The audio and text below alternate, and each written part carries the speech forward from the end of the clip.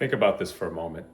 You have 2 parents, 4 grandparents, 16 great-grandparents.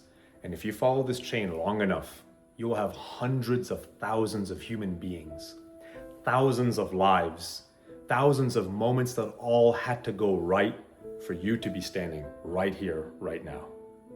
Every thousands of these sacrifices, thousands of hardships, thousands of survivals that all had to happen for you to be here. You see, when I think about the word laziness, I think about when you give less than your best, when you're playing it small. Think about the level of disservice that is to all the people who came before you today. Think about how that is also a disservice to all the people who currently believe in you right now. You see, human beings, we're pioneers by nature. You see, from the dirt that we came from to the stars that we dare to venture towards, we were never meant to simply just live and go.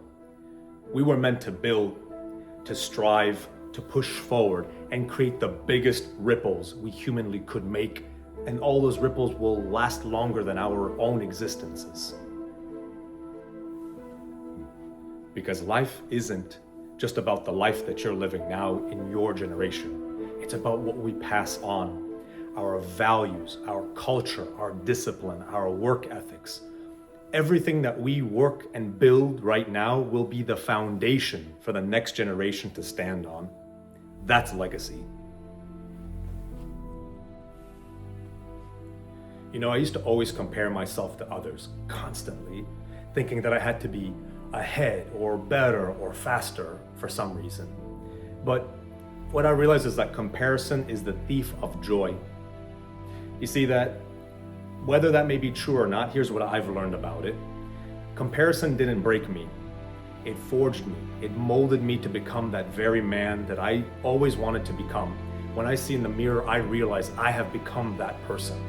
And now I compare myself to me of yesterday and the day before, and making sure that I'm getting better and better, not just for me, but for my future, for my family, and the next generations to come. On the flip side, the Latin phrase memento mori means that we shall all die one day. And that means, it really humbles us to value and cherish every moment of this short life. Because one day we're going to become those ancestors looking down from above.